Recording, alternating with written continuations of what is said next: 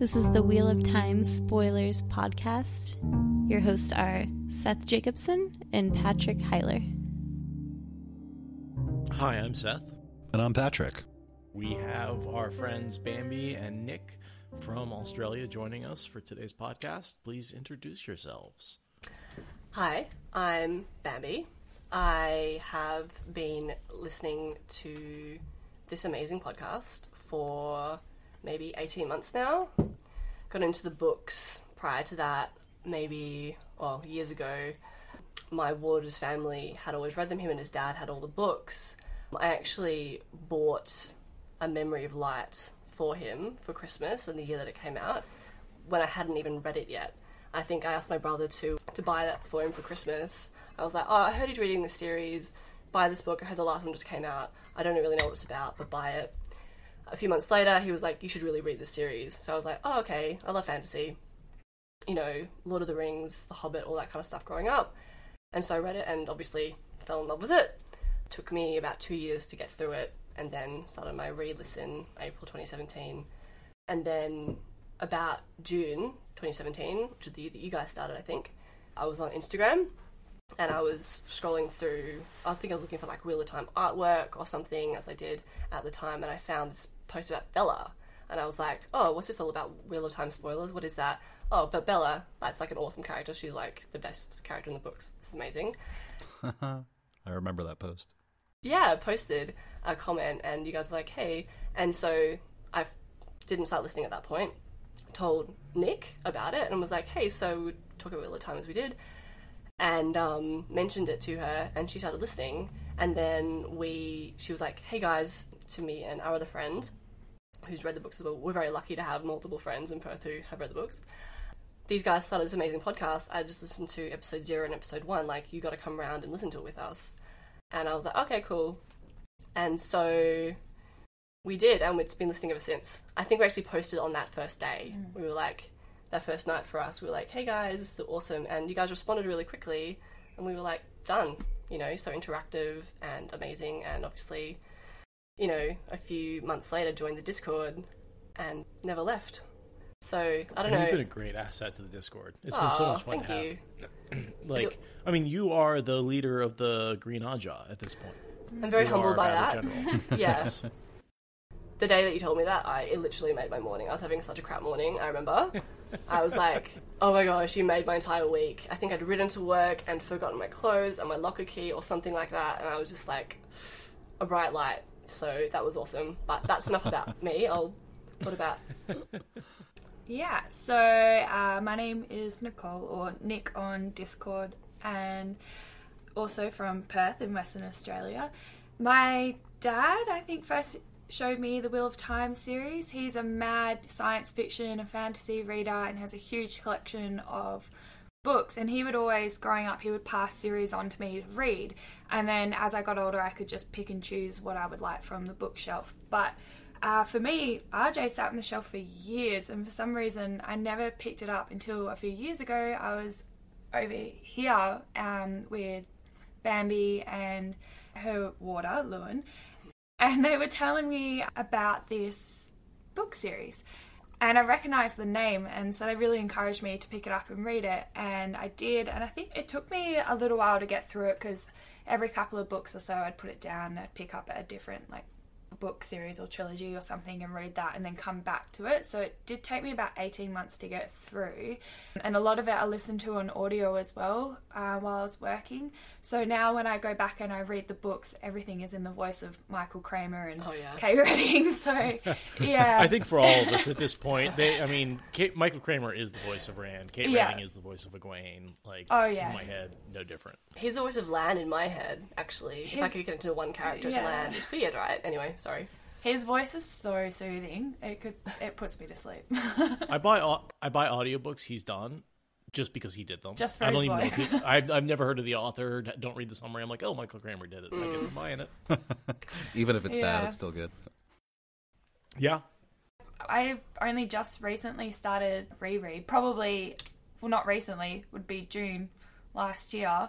And I've just been going through it slowly because every time I picked it up again, I'd start reading the first few pages of chapter 1 and I just couldn't. My heart was breaking, just, reading Rand as like an innocent, hopeful youth, and my heart broke. I couldn't do it.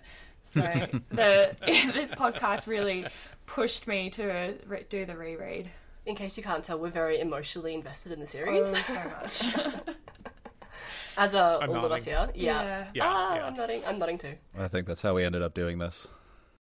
I think mostly I listen to the podcast. I have to catch up a lot on it, but mostly I listen to it while I'm running or while I'm at the gym.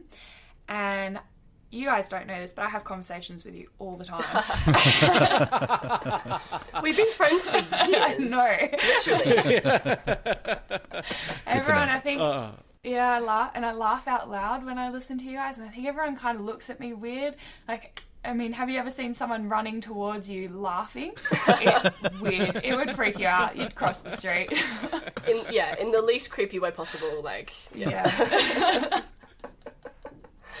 I do the same thing. I mean, I'm not listening to us, but listening to whatever other podcast, and we'll break out into laughter while just like walking through the grocery store or in other crowded public places.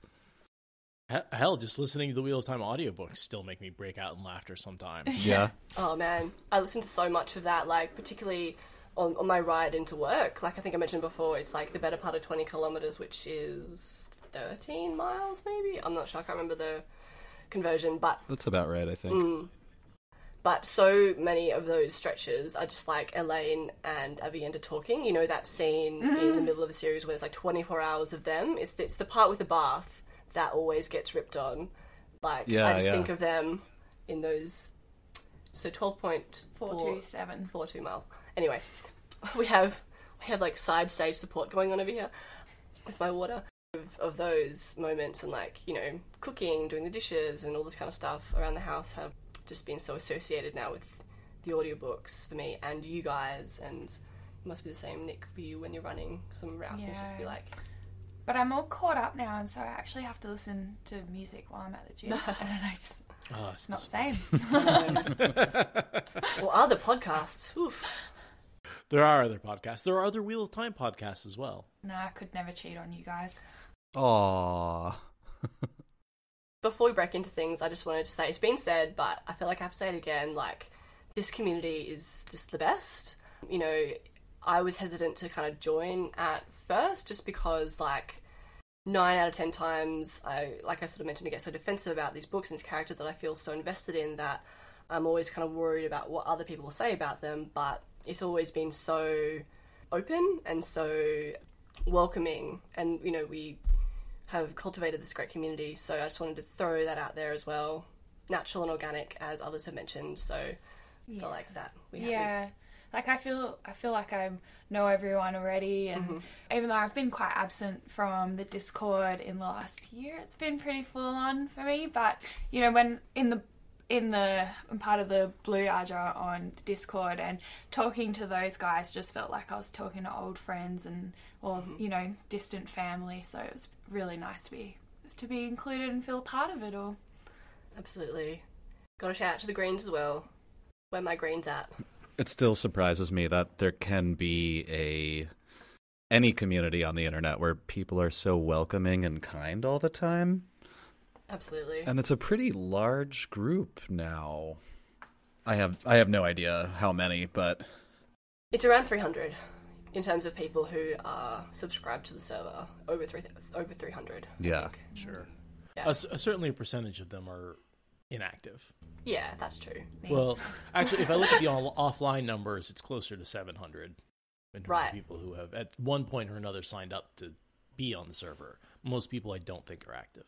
Yeah, but like when you look at the amount of people who are active, though, it's I wouldn't know how to count that, but a lot. No, the community's great, and that's something I don't think me and Patrick ever foresaw. You know, we said this a million times, but we never foresaw the community that would come out of this podcast. That happened because you guys did it. It wasn't something that me and Patrick set out to do, or even, you know, people are like, well, how'd you do it? And it's like, well, first you start with a wonderful community. We said yes a lot to things. And we said yes a lot, and we gave power to people we trusted. And that's pretty much it. I love that. It's so easy to forget, but we didn't open a Patreon until we started getting emails all the time where people were like, "We can't find your Patreon," and we were just like, here it is," and made one. Let us give you money. Okay. Hold on really quick. Here it is.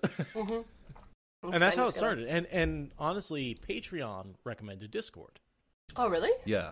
Yeah, Nice. that's part of their, like, hey, if you want to start a server, one of the rewards can be this Discord server that, lets you grant people access. And we're like, sure, yeah, let's set that up. Yeah. Why not? Never heard of Discord before. Really? Yeah, I hadn't either. But I remember signing in and being like, oh, it's IRC, but better. What's IRC? Yeah. It was like an old chat program like this that existed before I had Ask high-speed your internet. elders. Yeah. Internet relay chat. Yes. Thanks, Christine. It was like the pre-AOL instant messenger. Everybody had like a Right. 16-digit number that I had like written by a notepad next to my computer. Oh, old school. Those were the days. Yeah, we had we didn't really have AOL. We had MSN Messenger. MSN Messenger. Oh yeah. Poor things. Oh man, that was All through high school. our, at risk of revealing our age, that was our high school after school. Was like, see you on MSN. Yeah. Oh, those were the days. Oh, Anna says ICQ. I remember that one as well. I feel like I remember using ICQ for messaging like private messaging, and then IRC for things like I played a Dungeons and Dragons game for like 2 years in high school on IRC. Do you want to run down for audio-only people how we're structuring these two chapters? Sure. So these two chapters actually occur in reverse chronological order. And we want to hit them in chronological order. So we're going to go ahead and read the beginning of episode 25 and then jump, that first intro as they go into the columns. Oh, yeah.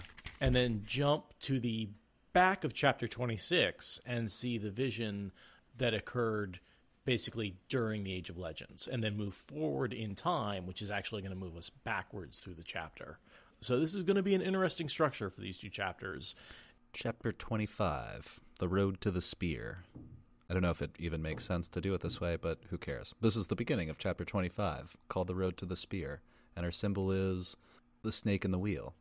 And chapter 26 is called The Dedicated and also has the snake in the wheel. Not hesitating at the first row of columns, Ren made himself walk in among them. There could be no turning back now, no looking back. Light, what is supposed to happen in here? What does it really do?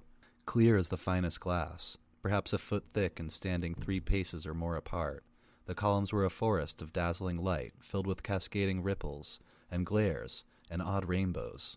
The air was cooler here, enough to make he wish he had a coat, but the same gritty dust covered the smooth white stone under his boots. Not a breeze stirred, yet something made each hair on his body shift, even under his shirt. Ahead, and to the right, he could just see another man, in the grays and browns of Aiel, stiff and statue-still in the changing lights. That must be Muradin, Couladin's brother. Stiff and still. Something was happening. Strangely, considering the brilliance, Ran could make out the Aiel's face clearly, eyes wide and staring, face tight, mouth quivering on the brink of a snarl. Whatever he was seeing, he did not like it. But Muradin had survived that far, at least. If he could do it, Ran could. The man was 6 or 7 paces ahead of him at best. Wondering why he and Matt had not seen Muradin go in, he took another step. I let it cut there, but I wanted, before we move back around in chronological order to like the end of chapter 26, more or less, I just wanted to kind of note how the next line is, he rode behind a set of eyes, feeling but not controlling a body. And the end of that paragraph, it says, then the separateness faded, and acceptance came. He was Mandine. So he inhabits the heads of the visions of these people who we find out are his ancestors. So like in between each flash, Rand becomes aware again that he is himself and where he is. And then there's another flash and he's living these experiences. Yeah, so these visions remind me of that feeling you get when you wake up from a dream and you're thinking that what you've dreamt was actually reality, and you sit there trying to work out, you know, okay, has this happened? Like, Yeah. this, you know, and then it takes some time for your conscious to be like, oh, okay, no, and you kind of separate yourself from that dream, and you are who you are. That's what that would feel like to me. Lucid dreaming. Thanks, Mogo. Yeah. I dream like that all the time. I have some of the craziest dreams. I share it with you guys all the time. Yeah. Yeah. Usually kind of disturbing, but... Used to have dreams that I had turned in my homework, and then I wouldn't do my homework because I thought I had already turned it in. Oh, that's Right. sad. Yeah. Oh. And then you find out, oh wait, I dreamt I did that. Oh my god, I'm crazy. That has real world consequences. Yeah, no. It does. Mine are really weird, like really weird. A small section of my latest one was down at our friend's farm. There was this albino kangaroo, but it was like a runt kangaroo. And I was trying to read him a book, and he didn't want to listen to me reading him his book. And so I defrosted some white dinner rolls and put them in the oven so that the kangaroo could know what warm bread and butter tasted like. And that was my dream. That's the most Australian story I've ever heard. But I'm so glad you told that story. Sounds like it could be roughly symbolic of something. I just have no idea what that means. I don't think it means anything. You don't want knowledge? Well, here's some bread and butter. Just to take a step back as well, to think about where Rand and Muradin are in relation to one another. So it seems like Rand is seeing Muradin just more than one memory ahead at the beginning. So, because we know Couladin said afterwards that he went in 2 days before they did. I think. So I've got a theory about this, but Yeah. I didn't know if we wanted to get into it now or a little bit later towards the end when we start talking about the columns. I think in the final vision. Yeah, give me your theory. I'd love to hear it. It's a little bit long, but I'll try and shorten it. So Yeah, go for it. so we already know Muradin has been there for quite some time already, and it seems quite quickly Rand catches up with him. And we know that we're looking at the visions through Rand's ancestors, but through the eyes of his ancestors. But later, when Avienda comes back and she's using her talent to kind of assess the columns, she seems to sense that there's some sort of awareness with the columns. And I think that's quite debated whether, you know, how much awareness that the glass columns actually have. And so I'm wondering if the visions... One, is Couladin seeing... Muradin. Is he seeing the same visions as Rand, or is he seeing it through the eyes of his ancestors? And how accurate are these visions? And are the columns kind of sensing that he's not going to be able to accept it as quickly and as easily as, say, Rand is? So they're taking him through more visions, longer visions, basically kind of easing him into the truth so that he doesn't mentally break. But obviously he does. Yeah. So that's kind of my theory, is that the columns are aware and either alter or make him longer because it's going to take him longer to accept the truth. I like that. Whereas, Sure. Yeah. We know Rand is in there for 7 days, and he sees 9 visions. So we're assuming 20-ish hours per vision. Yeah. So even though Couladin's only a vision ahead, he may not have been in there for much more than a day. So that could just be the natural time it takes to go through all the different visions. Yeah. I had thought he was in there for like a fair bit longer because he catches up with him. He does catch up with him. I've got a theory about that, actually, as well, and why Rand's able to catch up with him is because... The catching up is important. Yeah. So I think Rand is able to catch up and overtake him quickly because he can... Maybe this is obvious to some people, but it's because he can accept the Aiel history without reservation. And I think... Totally. Unlike Muradin, who does not survive the glass columns, Rand could not have any preconceptions, could not have had any preconceptions of Aiel history. And that is a reason that he had to be raised outside of the blood, but raised outside of the blood. So he wasn't brought up with these preconceived understandings of what it means to be Aiel, what it means to be a warrior, and J-Turn, all of this stuff. Here's my question. Is the fact that he is so accepting what makes him the Karakarn? Because everyone else at least struggles a little bit, so they only get 1 dragon, but he doesn't struggle at all. I think so. He gets 2. Yeah, I think so. And I think it's really significant that in the writing, that his experience is juxtaposed with that of Muradin.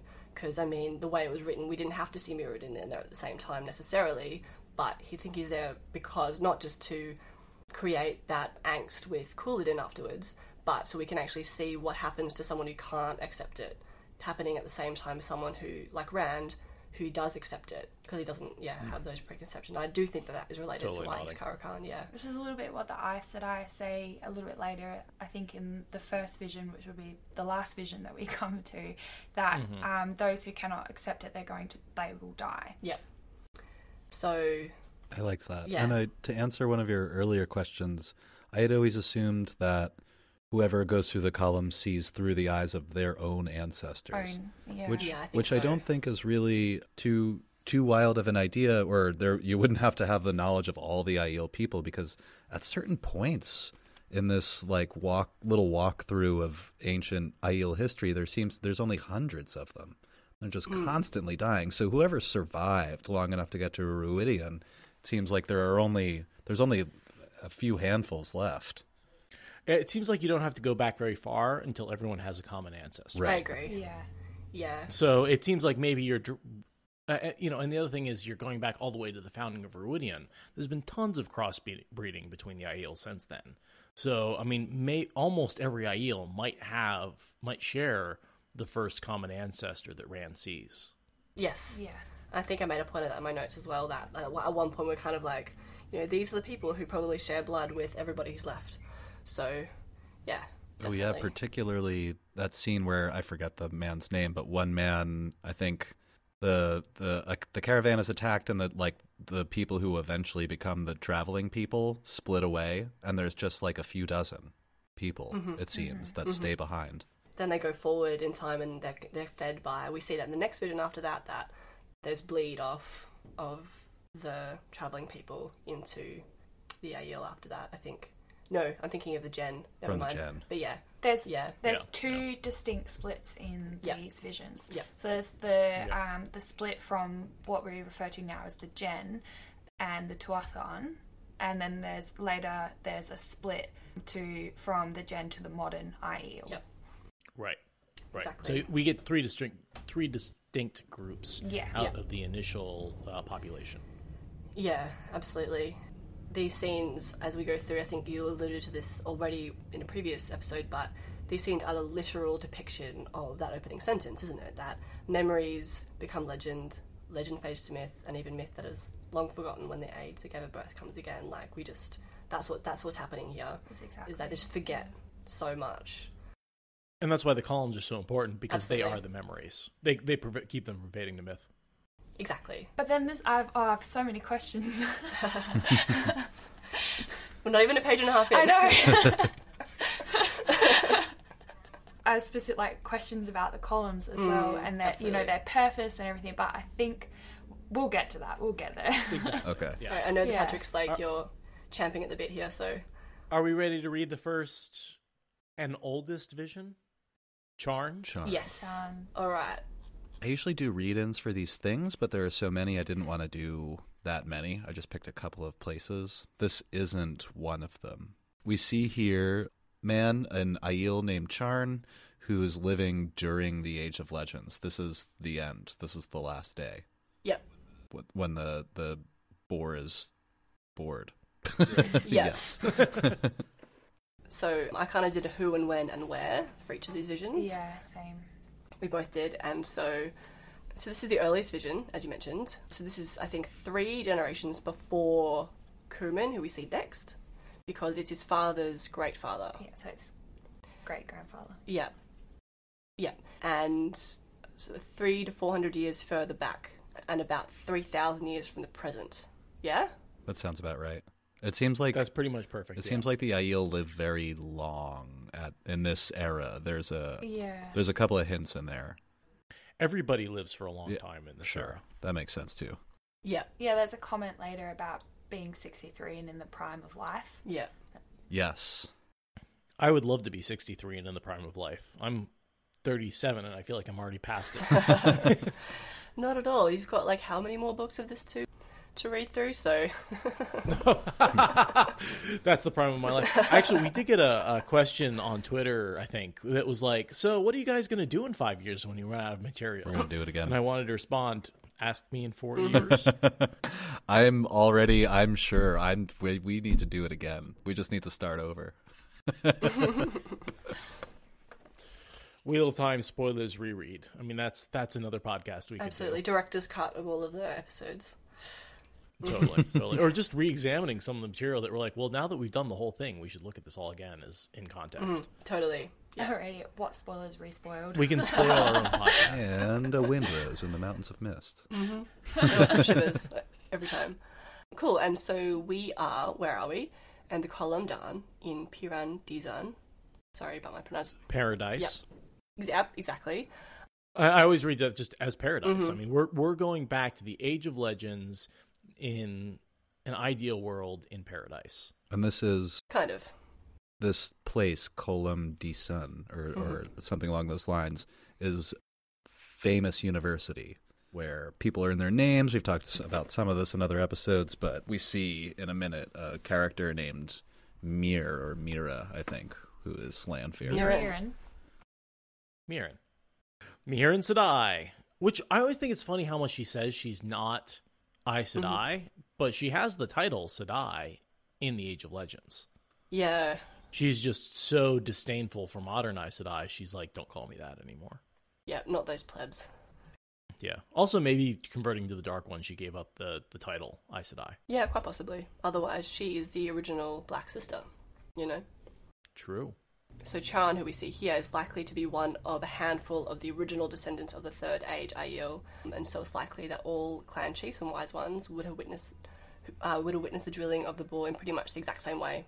So when kind of going to Nicole's point before about what would Muradin have seen when he first walked in, it's quite likely that he would have seen this maybe from the same eyes, or maybe once removed. I think at this point we can say with genetic conversion, everybody's seeing the same thing at this point.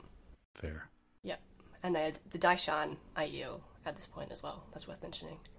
Darshain, I kind of made a comment about that. Is that where Gaishain has come from? Absolutely. So, I mean, I know Gaishain is directly related to Ji To, but, you know, being so similar in characteristic and name, and I just wondered if it was a result of, you know, stories changing from being passed down, and it's just a misinterpretation of Darshain. Yeah. Also, that song? It's a good point. Yeah, which is what? Untouchable? Basically. Yeah, it's interesting, isn't it? It is interesting the way they share all the words share common roots, and the way he uses language to really convey these people who are forced to be passive, even and are essentially slaves or servants, versus the Dashan Aiel, which are more. I mean, they are servants, but they're the pacifists. Yeah, and they understand why, don't they? It's not just a matter of a year and a day. And if you go longer, what was it that Bear said when we first met her? That some Gaishan make a show out of their subservience, and they're like being boastful about it, but arrogance in your servitude. Yeah, it goes back to this where it was just like more of an innocence of, you know, no one would even think of raising a hand to a Daishan Aiel because, you know, they were just known as the most peaceful people. So Charn runs into somebody, basically. He turns the corner too fast, and totally his fault, smacks into this guy. Seems to be that they only recognised him by the red gold hair. Is that the only identifying feature of the Aiel at this point? Or they wear particular clothes? Like, I mean, I think the haircut? Yeah. I think they do have particular clothes as well. I noticed at some point when there's an Aielman working in the fields doing the singing, I think it was in that vision, he's wearing, it looks like a Cadensaur. Yeah. yeah, Definitely Cadensaur. there's a line here that goes to that as well about the guy who Chan runs into. His black hair hanging to his shoulders was gathered in back. That was the latest fashion too, as near as anyone who had not sworn to the covenant would come to imitating Aiel. So that kind of goes to that little, I guess, ponytail, rat's tail thing. Exactly. I was going to say ponytails versus actually having a rat tail cut into your hair. Exactly. So it's a very... Like a Jedi. Yeah, like a Jedi. First Star Wars reference tick. Also notice that this noble, or whoever he is, the citizen, is wearing fan cloth which is the same material that water cloaks are made out of. I was wondering if that was the case. Exactly. The water cloak material is made by a Ter'angreal, which in the Age of Legends was simply stylish. Yeah. And we know it's called fan cloth because there's a scene where Moradin is wearing it, and he talks about his fan cloth fades into the background and stuff like that. But yeah. Yeah, I love these little clues that we get. I was wondering that as well, Moradin, whether you could be anyone and swear in, or if you actually had to be born into it. I wondered that as well with that line. If you could become Aiel, you mean? Yeah, because there's a line saying sworn to the covenant, and Moradin's just asked in the Discord, does that mean that anyone could become an Aiel if they wanted by, I guess, swearing in, or would it be something you have to be born into? I can't say for sure, but I think not. Yeah. I disagree. I think at this point you can swear into it. It's just something that we don't see any of before now, do we? So, like, who knows what the beginning of the Age of Legends look like with... And I have questions about, like, why do the Daishan Aiel, like, what was the original reason for them serving the Aes Sedai in the first place? And, yeah, this kind of who can become them is sort of part of that question, I guess, as well. So. Maybe only redheads can swear in. Yeah. Yep. Just gotta have that genetic disposition. I think it's the haircut, not the hair color. One of the next visions coming up, that's like during the War of Power, there's an Aielman, I think it's the one in the fields, who, he runs into the soldier and they talk to one another, the soldier and the Aiel, and he notes in his head, he has a thought that as he got passed up for becoming an Aes Sedai when he was 10, he was examined and the people were like, oh, no, like you're going to be Aiel. That's what you're going to do. And he's given this task at 10. And then he has the thought that at the same time, when this man was 10, this soldier, he was selected to be a soldier. He never had a choice either. Not that it's necessarily the same, because this is a long time that's passed in between the two. But that's what made me think that. Totally. And all people are selected to be soldiers in this war. There is a draft. There's a random draft, and that's occurring unless you are Aiel. Aiel are the only people who basically aren't part of the exempt, draft. Yeah. But I thought it was cool that he could have been Aes Sedai. Oh, totally. If he had the ability, you would, if he had the spark, you pretty much would have had to make him Aes Sedai. And so, obviously, that goes to genetic channeling within the Aiel blood. We see that come through in the Third Age Aiel as well. And a lot of dreaming. It seems like there's a dreamer in like almost every vision. Yes. Yeah. I'm glad you mentioned that. That was something that I noted, that is one of the overarching themes throughout all of these, that there's such a strong disposition towards being a talented dreamer with a capital D throughout all of these. It's all connected by dreams. It's all, is the Ter'angreal a dream weaving mechanism itself? Like, quite possibly, who knows? So, but yeah. I have more questions about that one when we get to it as well, Patrick, so... Yeah.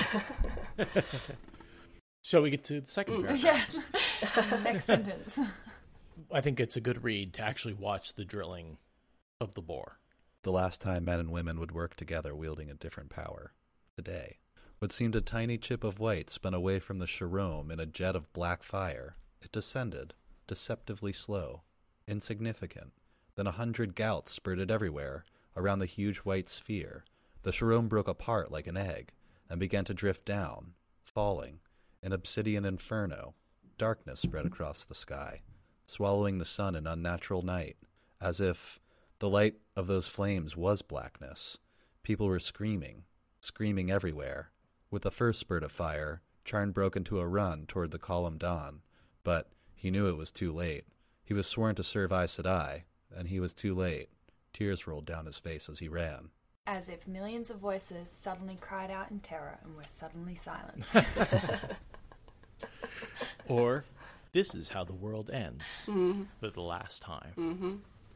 Now, we know that Lanfear did not turn to the dark. One, she survived the explosion, and two, did not turn to the dark right away. No. So it took her a while after that before she turned and became... But this is the beginning of the War of Power. Kind of. So I've got The World of Robert Jordan's Wheel of Time in front of me, otherwise known as the Big White Book of Bad Art. I don't have the bad art version. So what this sort of indicates is, so the resulting backlash destroyed the floating chevron. We just read about that. Explodes. And then it goes on to say, this period of increasingly dark chaos lasted approximately 100 years to 110 years after the drilling of the bore and was referred to as the collapse. And then after that, we get the War of Power. So it took about 100 years for that to really seep in, is what this book says, yeah. So just referring to the canon on that. Sure. I mean, certainly this was the impetus for the War of Power. Oh, absolutely. Yeah, and it's when... It took a while for the corruption to spread. That's it. About 150 years. Yeah, that's right. And so that's when all of the Dark Friends, that's when Merin converted, and probably a lot of the other Forsaken changed allegiances during that time. And then when they felt, this is what the book says, when they felt ready, they were like, right, bang, now we're going to attack. And now we're going to begin this War of Power. And apparently that only lasted about 10 years. Oh, interesting. That the war itself was pretty short. I thought that the war was the majority of the time after the drilling for about 100 years. I had always assumed so too. Yeah, no. Thank you for educating us. Look at my inner Brown coming out right now. It's quite different to the companion, but if you can get your hands on it, that The World of Robert Jordan's Wheel of Time is amazing. He published it before the series ended, so he actually had a hand in writing it. So yeah, I take that one as canon, but yeah, anything around that is obviously headcanon, so we can talk about that, but I thought that was interesting to note. But it makes a lot of sense that it was a slow corruption and a lot of people turning and sort of a rediscovering of violence and pain. That's it. Yeah. And then Paradise Lost, as it were. Something happened that flipped the switch that caused the war. Yeah, right. Yeah. First they needed the concept of warfare, which is something that we get to address here a little somewhere in the visions. It gets mentioned later in the visions that, you know, the elders talk of time where there was no idea of war. No one had even heard of war before. There was no soldiers, and they were trying to, I can't remember who it is, and he's like, I can't imagine a world like that. Like, all he's ever known is war. Absolutely. I think that's the next one. Yeah. So, thinking about the betrayal of the Aiel and the original sin that we see come up again and again throughout these, does Chan consider this the Aiel's very first betrayal of the Aes Sedai? Because the line in there, he was sworn to serve Aes Sedai and he was too late. Tears rolled down his face as he ran. I'd never considered this moment as being the failure before, but as I was going through the notes, that kind of occurred to me, and I was interested to see what you guys thought. That's a good question. I assumed he just thought he was too late to prevent the disaster, not that he would have been able to even if he was there. Yeah. Yeah? That's what I assumed as well. I think that the Aiel have made a mistake, that they have confused abandoning the way of the leaf with abandoning servitude of the Aes Sedai. Serving the Aes Sedai, the only real, there's a point here in the vision, and we'll see it soon, where she says, yeah, go take care of yourselves. And he's like, oh, we'll take care of the Ter'angreal. Yeah. She's like, yeah, the Ter'angreal, that's what Totally. They don't give a crap about the Ter'angreal. No. They just want the people to survive. Absolutely agree. But then that makes me question the columns as well. We assume that the columns were brought in on the wagons, right? So they were one of the original things, as they get referred to. Yeah. I don't think so. You don't think so? I think those were created by the Aes Sedai. Yeah. Yeah. The two old women that are there who summon the Sept chiefs. Say, Exactly. This is what you're going to do now. Yeah. Yeah. Because there's points throughout that whole time where, they have to leave wagons of things behind. They have to leave so many things behind. And it never gets mentioned, but the twisted red doorway gets mentioned, and we know that makes it to Rhuidean. So why? Sure. I would think. which one is it? Which twisted red doorway? Exactly. Yeah. They don't say which one it is. It may be the one that ended up in Mayenne. Exactly. It could be. Yeah. That's true. Yeah. I didn't think of it that way, but I did notice as we're moving through, I have no idea where we are at almost any point in all of the visions, as far as a place in the world. Well, because the breaking's changing everything. Yeah. Yeah. Right. And I feel like there's a point where one of the men in vision, we'll get there, but I feel like that guy found Tyr. I agree with that. It seemed like that was what was happening there. Kyrian? I thought it was Kyrian. Oh, maybe. He said we're going to... Our Aes Sedai told us we're going to east. found a city near a big river or Oh, something is that like that. okay? That's the I water see why sharing, you would isn't think it? Kyrian. Yeah, Kyrian could work too.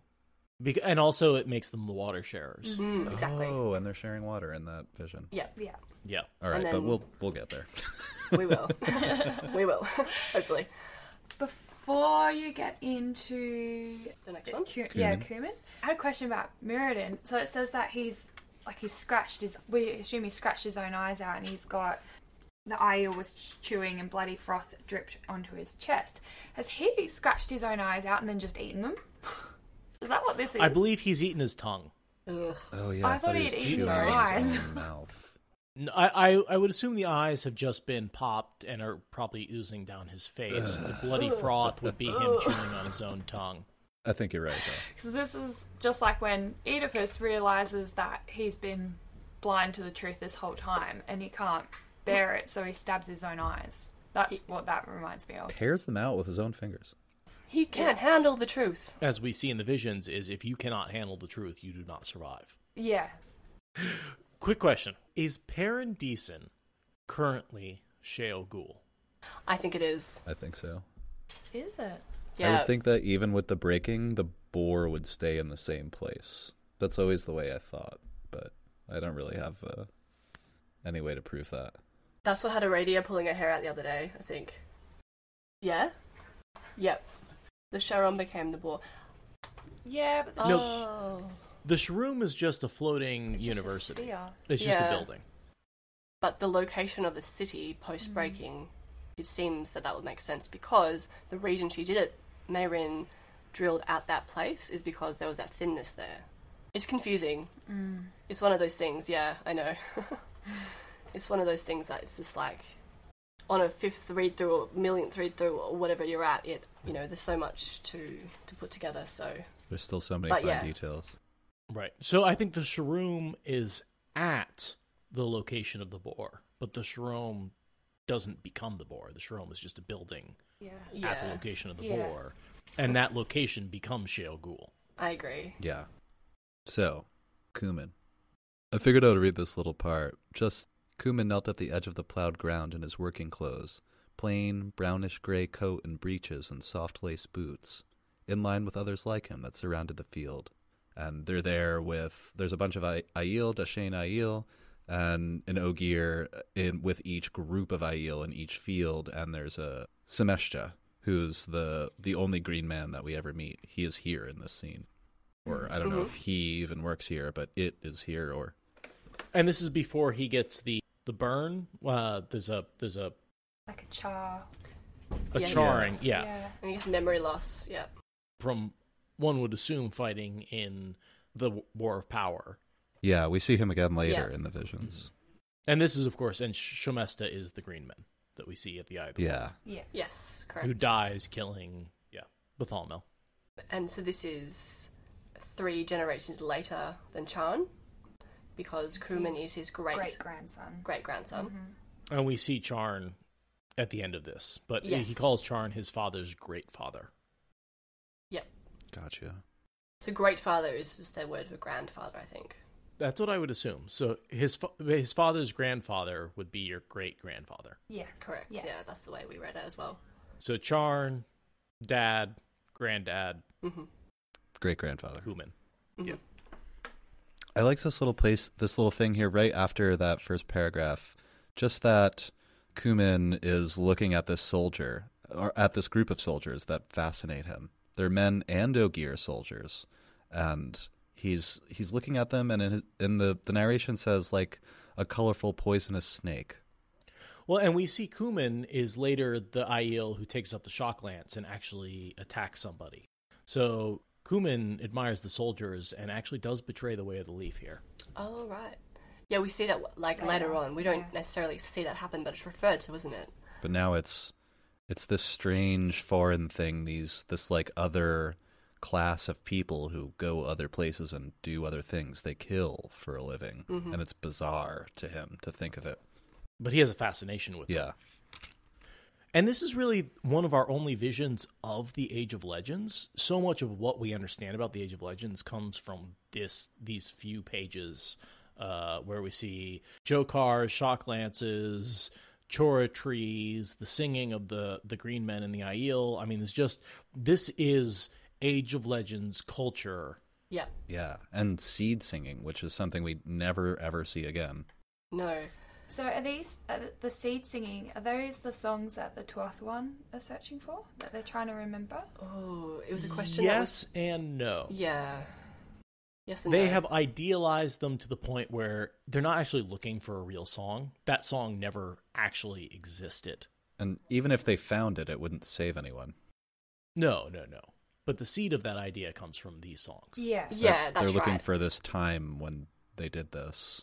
I felt like I got a good idea of that when I was reading that part of the visions, that there's the person who says it even doesn't really seem to know what he's talking about. I think it was a he.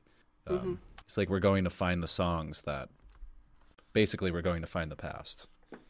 I think it's a question that somebody asked Robert Jordan directly at a signing or something a little while ago, somewhere on the internet. I didn't look it up for this, but they asked him, is the song real?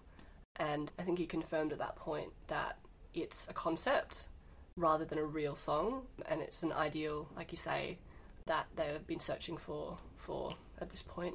For thousands peace. of It's like years. searching for Nirvana. Yeah, that's Yeah. right. Yeah, and they'll know it when they see it, but But is where the concept originates. I think so. I agree that it comes back to these moments that they're so long forgotten in myth and legend that they don't remember. But they are taught these songs again by the Ogier.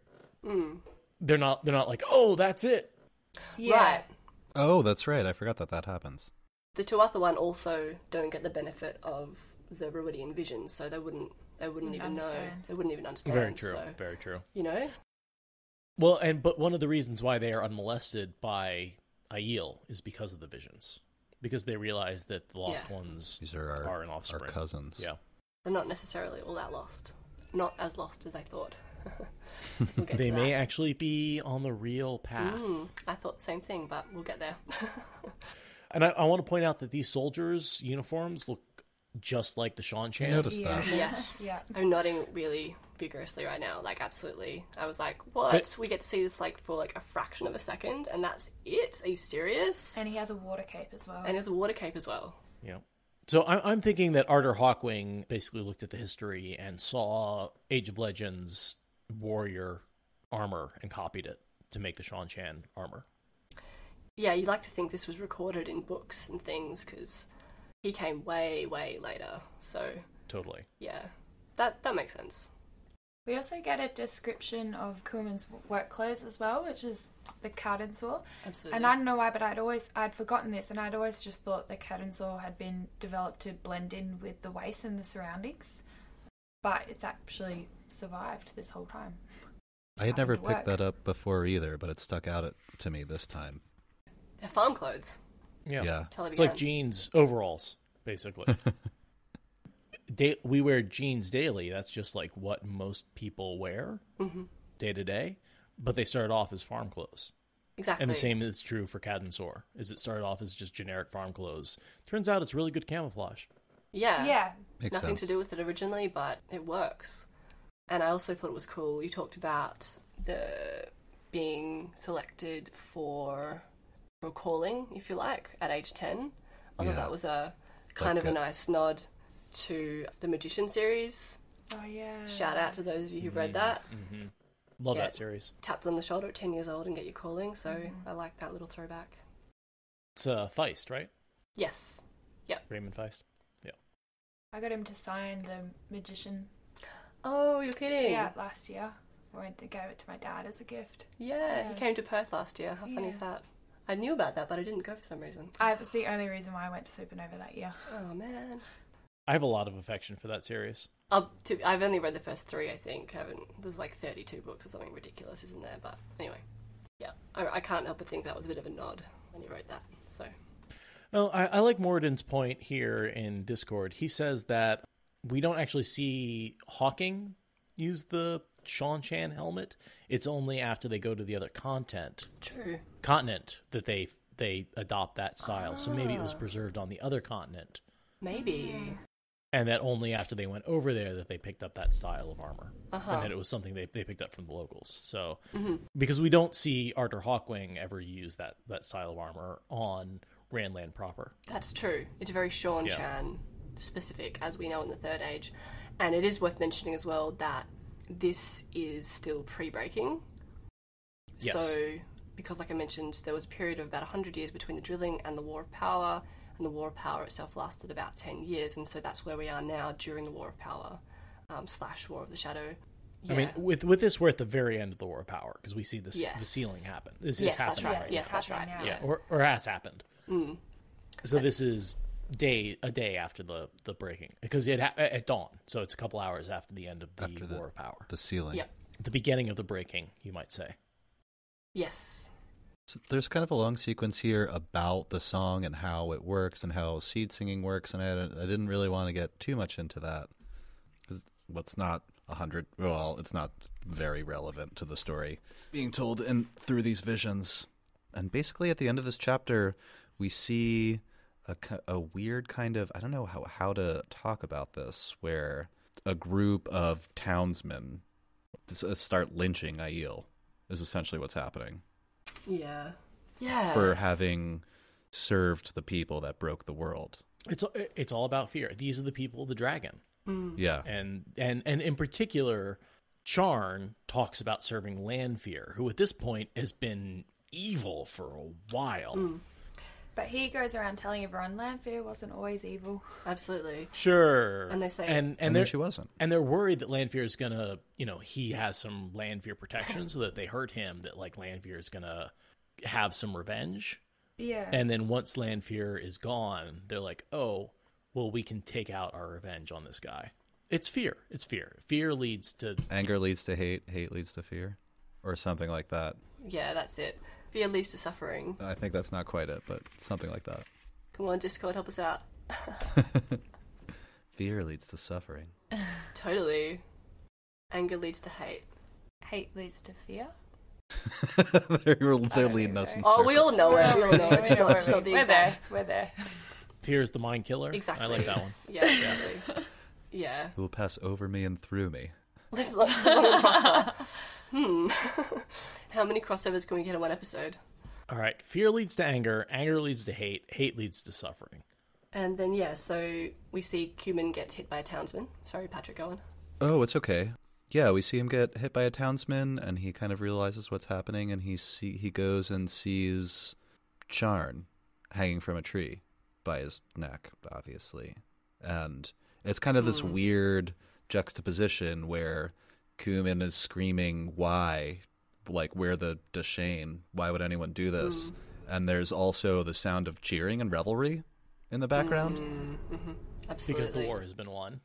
Everybody's like, we beat them. He's like, you can't do this to us. Yeah, absolutely. And I also kind of wanted to note that it's an interesting parallel to Matt's hanging scene that we see at the end of chapter 26. Yeah. Well, I mean, I do notice that he's not hung from a chora tree. He's hung from A spice apple tree. Yeah, I like that, Patrick, that sort of juxtaposition, as you say, with all the celebration, and they think that they've won, but obviously we know better. Little do they know they're in for a whole world of pain. In many ways, they've lost. Yes. The counterstroke was genius. I mean, it basically caused... I mean, the breaking caused more damage than the entire War of Power. Yeah, and lasted a lot longer, and was that much more insidious. Now, you might say you lose 3,000 years of Aes Sedai, of male Aes Sedai. Absolutely. And changes society and everything. I mean, it's incredible. Not to mention the breaking, which is, of course, bad. Mm-hmm. We wouldn't have Rand, we wouldn't have any of this if it wasn't for the Dragon Mount and everything. It just comes from this moment, so it's very... Well, that's always interesting to think about, like, how much of this is necessary to create Rand so he can fight the last battle. Yeah. Basically all of it. Well, yes. Yeah. It's all for you, buddy. It's all circular and everything, like we know. I notice at some point in here, there's a couple little details. First of all, the Ogier seem to be the law enforcers. Yeah. that the woman like tugs at a guy's arm and is like, "Oh man, don't make problems. The Ogier are gonna come for you." Oh, I thought that was just because the Ogier and the Aiel are tight. I think in the same way that the Seanchan have gardeners, I think that you have a similar sort of enforcement situation with the Ogier. In the same way that like the Aiel become the enforcement in the Dragon Treaty, I think the Ogier were that enforcement during the Age of Legends. I like it. I like it too. It's interesting that, I mean, we asked questions previously about when did the Ogier come to this place, this to Randland and to Seanchan and this plane, this reality, that's the one. Obviously they were here at least 3,000 years prior to the Third Age. Still doesn't and had really been for a while. Yeah, it still doesn't answer those questions about, did they come, where did they come from before that? It kind of reading this through the first time makes you think they were always there, and there's no reason to think otherwise that they came from elsewhere. Well, we don't get a lot of details about how the Age of Legends came to be. No. The Age of Legends is presented as this complete existing world with all of these advances and Jokarts and show lances and Ogier gardeners and Aiel and tree singing and all these things and chora trees that create an ideal society. And, obviously it had to come to that point because the wheel turns. Yep. And then they become weaponized, as we see in this vision with during the War of Power. Like, we've got anti-gravity Jokars, they're now armoured, they're like flying tanks, basically. Hoverflies are like smaller Jokars for that quick sort of transport. I kind of see them as like the speeder hovercraft in the Star Wars prequels. Yeah, that's what I imagined as well. And so all the stuff we saw in the first version is very pure, and now the second one, they've had to learn war again, and all this technology has become weaponized. And we see that, like, just this one time before we move forward. But I thought that was really interesting as well. They had to learn war really quickly. I liked that. I like that too. I didn't really think about it too much until you just pointed it out. But how a lot of the technology we see is the same, like from one vision to the next in the Age of Legends kind of sequences. But they're like militarized. Yep. Yeah. Yep. And they have similar names, don't they? Do they change the name slightly? I can't remember. I can't either. They the hoverflies are new. Yeah, that's it. The Yeah. hoverflies are new, and they refer to that as like a wasp or something. Yeah. Yeah. Yep. Sort of buzzing around. Yeah. Almost like they made me think a little bit of like surveillance as well. Like maybe they're watching everything at all times to be, defensive in case an attack is happening, or who knows. Yeah. Or they just refer to them as armored Jokars. Mm-hmm. That made me wonder if the machine looks like a hornet, or however he describes it, or if he just thinks it sounds like one and kind of acts like one. Yeah, I think so. It's kind of nice that as an Aiel, he kind of equates everything to nature as well. I thought that was nice. Should we move on to Vision 3? Had for this one. Yeah, that's what I had. Jonai. The first time we see Jonai. How's Jonai related to Kuman? He is Kuman's son. Yeah. And Aidan's father, who we see next. So here we get 3 generations in a row. Yes. Boom, boom, boom. I'm glad we have 4 heads keeping track of this, because I did not keep track of all the lineage. I was saying before, Patrick, I found on the What Wiki a timeline, which seems to be pretty accurate of who we see. It kind of describes Rand's Aiel lineage. So, oh, great. I posted it in the thing before, but yeah, it's part of my notes. I can post it again in a bit if that's going to be helpful. And so for this one, I estimate it's approximately 50 or so years later than Vision 8 that we just read. So we jumped 50 years into the future. How many is 50? That's what I thought. Yeah, it's because I had a note here going, he's Jonai's Kuman's son, and he's saying he's 63 in the prime of his life. And I think one of his kids at this point is like 15, another one 11 or something. So I was kind of I was looking at it in terms of generations between visions, but their lifespan seems to be a lot longer than that's it. ours. Yeah, I would bet that this is closer to 100 years after the last vision. Yeah. Sure. Because we talk about there's a period of corruption and then the war. Mm-hmm. Yeah, and I mean, if mid-60s, if people think of that as their prime, then regular non-channelers are living, say, as long as 130 or maybe a little longer, which isn't really out of the question if people live that long now. Not often. Yeah. But Well, if we had 120? That seems to be an effect of the chora trees in the cities. You think that's a Chora-tree I effect? think so. I thought it was effect of everyone getting healed all the time. There's that too. Yeah. I mean, yeah, no disease, no famine, no war. There's a section about it in that World of Wheel of Time book, but About how long people live? yeah, and the reason for it. But we really only hear about the lifespan of the Aiel, not of any of the other citizens. So I didn't know if it was just the Aiel or if everybody had longer lifespans. To me, it's reading everybody. this, it sounded to me like everyone has longer lifespans. He didn't say like, oh, the prime of Aiel life. He said the prime of life. His, Yeah. I just get the feeling that the society in general has just longer lived people. And certainly, we know that Aes Sedai can live at this point 600 to 800 years. So, 130, 140 for normal people doesn't seem that crazy, especially if they have the access to healing and maybe like washing away someone's fatigue or something related to that. Essentially you're washing away the problems of aging. You're healing aging. I don't know how to describe it other than healing aging. At this point, are we going through the breaking already? Yes. Yeah. And Yeah. so Yes. wouldn't the Aes Sedai probably wouldn't have time to just, I don't know, to heal everybody or a lot of people. So perhaps because the Aiel work so close with Aes Sedai, so that's why their lifespans have maybe remained longer and everybody else's has kind of started to fall behind. And also the chora trees have started to die as well. I think it was mentioned previously, like a city is bleak without chora trees and they're taking cuttings, so they haven't had as many of those at the moment in this vision. I don't think there's as many chora trees lining the streets as previous. So Yeah, that's Yeah, they're First- beginning to first die, I line think, of- in this one. what I'm calling Vision 3, or Jonai. Jonai hurried down the Yeah. empty streets, trying not to look at the shattered buildings and dead chora trees. All dead. Anyway, I can't find it, but it's my headcanon that it's the way they've done the cities and the chora trees on every street that part of what facilitates longer life.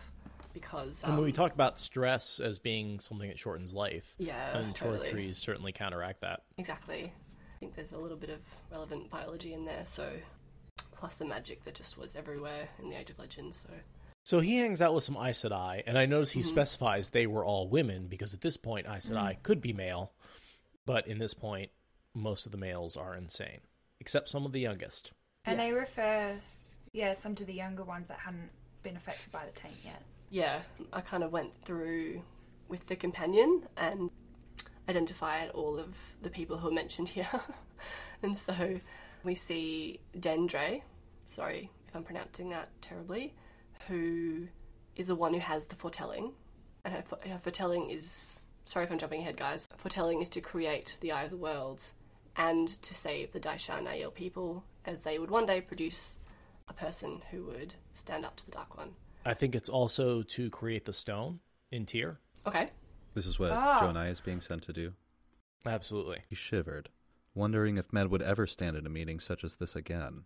When he saw what was on the table, the shiver became a shudder. A crystal sword, perhaps an object of the power, perhaps only an ornament, he had no way of telling, held down the dragon banner of Lews Therin Kinslayer, spread out like a tablecloth and spilling onto the floor. His heart clenched. What was that doing here? Why had it not been destroyed? And memory of the cursed man as well. So here we see Lews Therin as a cursed man. We see the dragon banner that we know ends up in the Eye of the World, and we see the crystal sword that is Kalendor that we know ends up in the stone. And so this group of Aes Sedai, I think, are following visions and prophecies that set up almost everything that happens in Rand's life. Yeah, I agree. So I thought here that they were deciding whether to include the sword in the Eye of the World or not. And then later she says the sword must wait. So I'm wondering, have they already decided, or is this what they're deciding based on, their interpretations of foretellings and prophecies? It seems like they're going in separate groups. My assumption, is that they were saying, hey, the sword needs to be put in the stone, and that's going to take us a while to make the stone. Yeah. So what we're going to do is create the eye of the world first, which we know they do with these male and female channelers. And then they're going to go put the sword in the stone, create the stone, and seal the sword under both male and female wards. Yeah. Yeah, I like that. At some point, one of the women says, are you sure we can trust so-and-so? You did say that. The 2 male channelers that they're going to work with. The younger ones, yeah. They're doing great works with male channelers, but these male channelers do have are tainted. Yeah, only a little though. Only Only a little. That's essentially what she says, is that they've barely touched at all. But they die to create the eye of the world. Yes. Right? Yes. They Yeah, take the taint into themselves. Travis just pointed that out, actually. All the channelers involved in making the Eye of the World die. They do. Was it all the Sacrificing. channelers, or was it just all the male channelers? They think it was all. I don't think they actually know. I don't think it's ever confirmed anywhere that they've all died, but we assume that they all die. That puts a hole in a theory that I had for later, but we'll get to it. Yeah, they all die. But maybe not all the channelers we see here participated in the creation of the eye. That's a good point. Okay. Some of them may have also created the stone.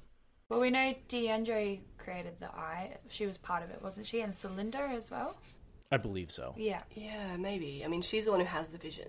No. The foretelling, sorry. Is it? Dandre has the foretelling. Yeah. Yeah.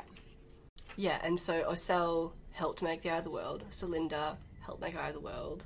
And so did the 2 male Aes Sedai, who they mention, Jarek and Harinda. No, so I thought Jarek was already mad. Hadn't he already destroyed one of the other cities? Oh, And no, they you're were right. saying Sorry, He my was on bad. his way, yeah. Yeah, so it's Harinda and Kodam, who are the young male Aes Sedai who are barely touched by the taint and helped create Eye of the World. Sorry. Yeah. They call him Kodam and his fellows. Yes. So he probably is the leader of a sect Gotcha. of young. Yeah. I was going to say Ashman, but male channelers. Male Aes Sedai. I wonder if they were hiding out. Maybe it's too early, but if they had sheltered in the steading before now. Do you think I it's think too it's early? very possible. Yeah. Yeah.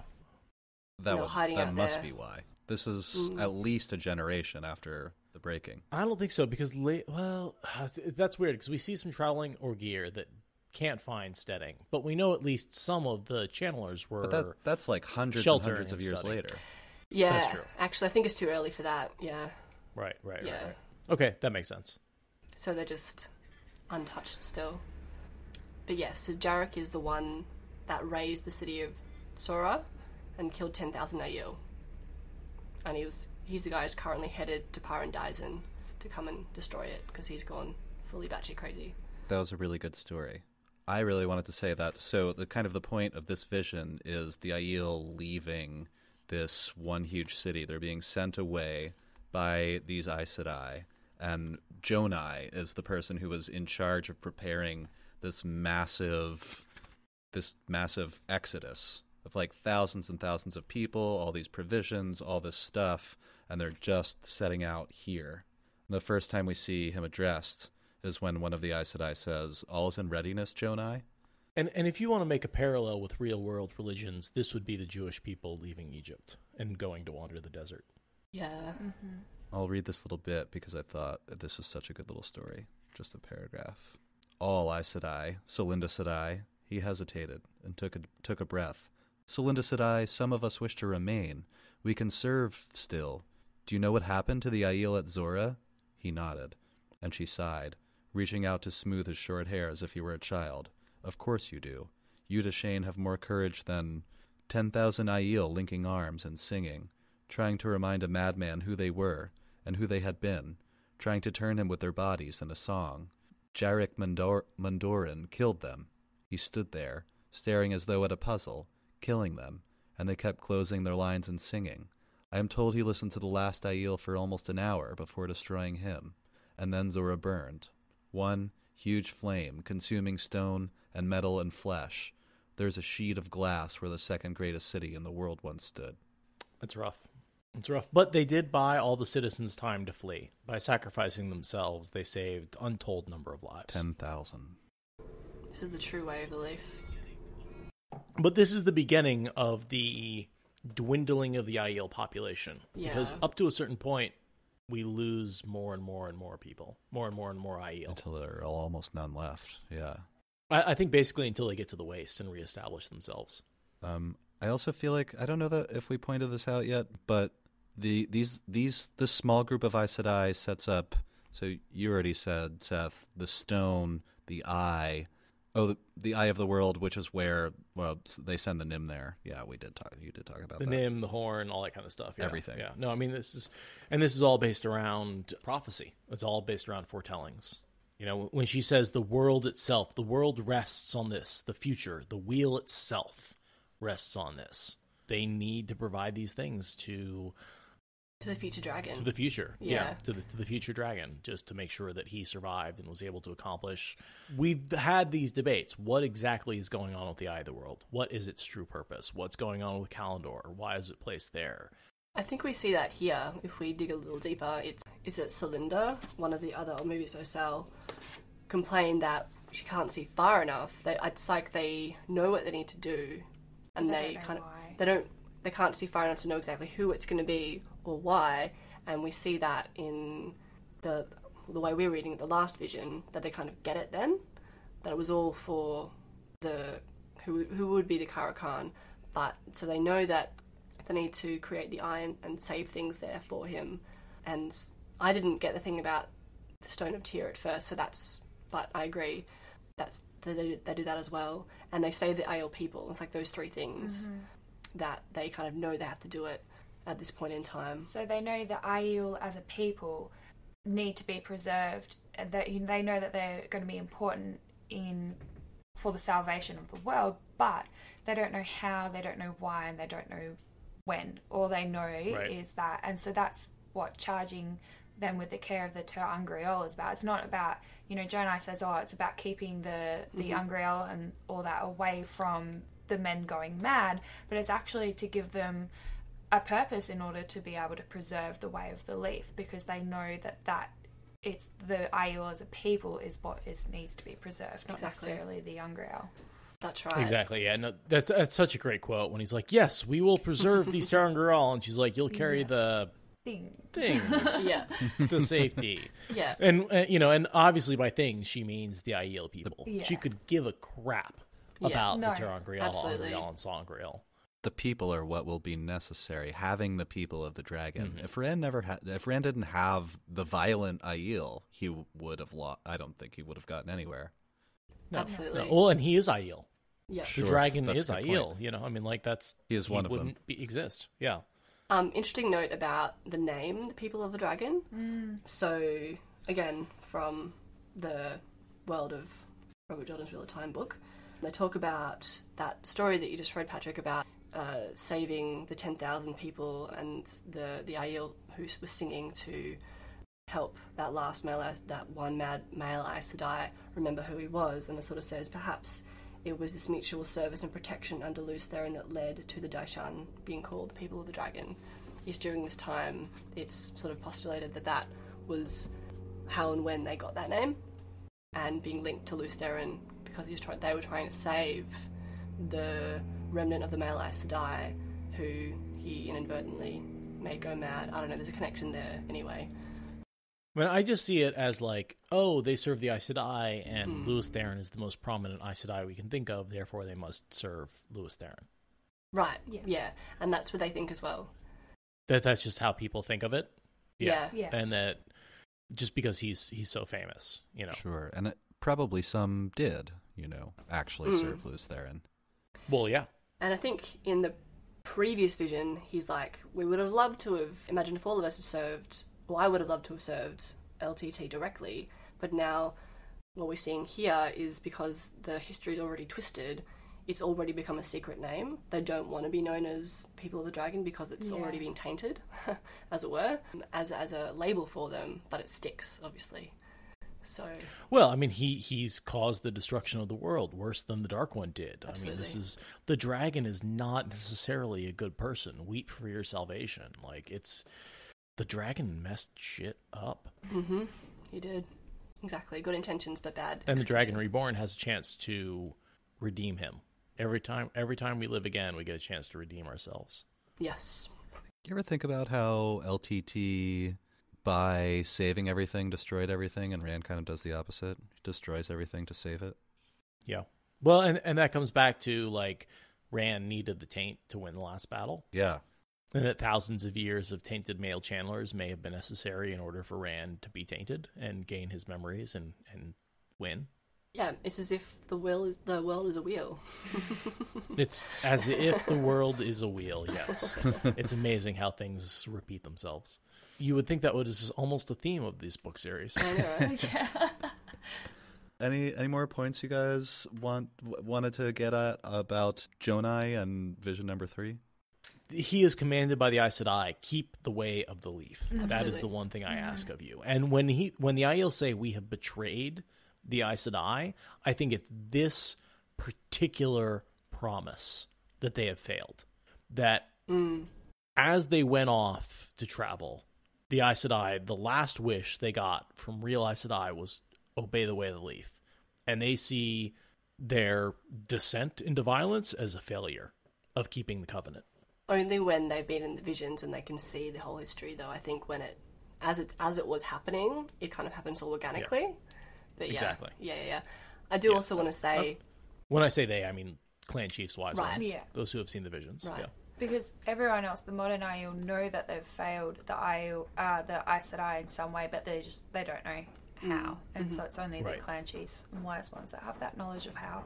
Which is the whole point of these visions, is Exactly. to basically let the Aiel know that they have failed at Ch'ito, and that they have Toe. remember why they don't carry swords. I do also want to say, so they talk about Kuman. She asks, how's he doing? And as a first-time reader reading it through, you're kind of like, well, what's the deal with this Kuman guy? But we know that he's the disenfranchised Aiel after seeing the violence that was done to Chan, and probably the first truly disenfranchised Daishan Aiel. And I think you mentioned before how we don't see it, kind of happens off camera, but he attacked somebody. And You might say he's the first of the modern Aiel. yeah, Yeah. it's the first tremblings of the Covenant that we see. The first sort of foreshadowing in a way of the breaking to come. And also with Alnora, his wife. So he goes to the wagons and everything's ready to go, and he tells them, nah, we all need to leave. And it's implied that she's a dreamer. Yes. Yeah. And she says that all will be well, saying, and I was like, I've heard that before. Where I've heard that before, but it's the Windfinder Joran repeats Alnora's quote, and it actually goes back to Christian mystic and theologian of the 14th century, Julian of Norwich. Anyway, there's a whole article in 13th Depository. I won't go on about it now, but I thought that was really cool. That's that all will be well, all will be well, all manner of things will be well, is actually a real Christian sort of saying. So, Oh, I'd love to hear more about yeah. that. Yeah. Doesn't that get said? I thought it was Catholic because I'm pretty sure that's what we say in church. Yeah, it's Yeah. definitely got those throwbacks to real Yeah. religious history. So, yeah, I Cool. thought that was interesting. Catholicism is Christian, Yeah. Yeah, it is. Yeah. Yep. despite what the Protestants will tell you. Yep. And as someone who's raised Catholic, can talk about, what is it, Catholic guilt and Jewish shame. Is very strong themes through all of this. So, but yeah, I thought that was worth mentioning as well. But yeah. And I mean, we've brought it up before, but the parallels between the Aiel people and the Jewish people with 12 tribes versus Absolutely. 12 clans, like, I mean, the one lost tribe, the fleeing the desert, the people of the desert, like, there's no doubt that there are incredible parallels between the Aiel and Old Testament Jewish folk. Mm-hmm.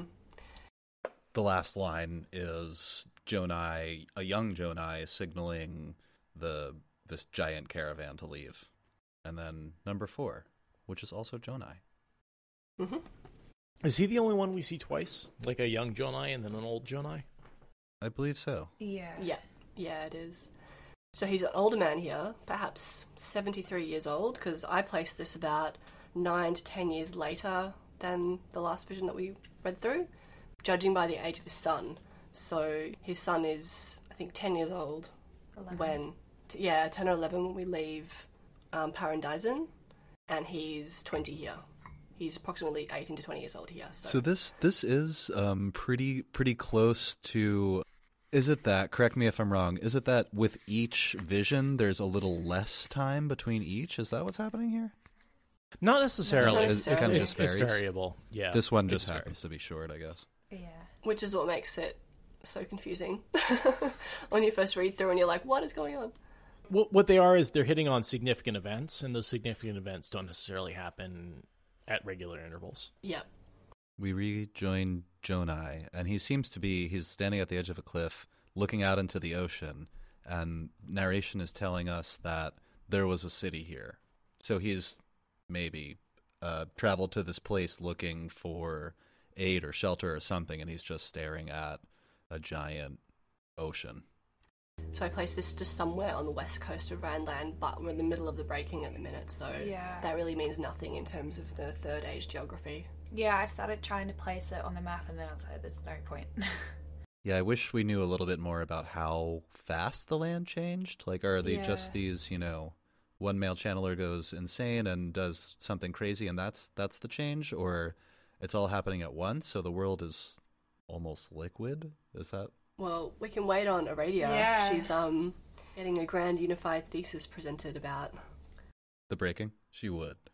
But we were leading in. Joe and I, standing on a cliff, looking out at the ocean where a city used to be. And he runs into his son, Adon, approaches him and says there are Ogier approaching us. And we see a bedraggled band. The line especially, no one rode now save children too small to walk. I feel like that's where the shame for the Aiel from riding horses comes from, is that, like, at this point, it just becomes a cultural thing that only children ride horses. It's just like, it's this shameful thing that you associate it with childishness. Yeah. Because there just wasn't enough, though. That it comes from the lack of, instead of any noble reason. I like that. Never really thought of it, but they lose everything. Well, adults, it just becomes shameful to walk. It's something children do. Yeah, there's a lot of pride associated with walking. And I'm just going to say they've also started losing some of the wagons and some of the stuff, I think, at that point. Some of the Ter'angreal. And so maybe that's part of it as well. They're like, we're losing wagons, we're losing horses, we're losing the stuff that we were charged to bring, because Jonai was obviously there. He was the one who was given the original charge to, in his mind, protect the Ter'angreal, and they started losing them already. And so, it probably also feeds into that shame as well, because he doesn't understand.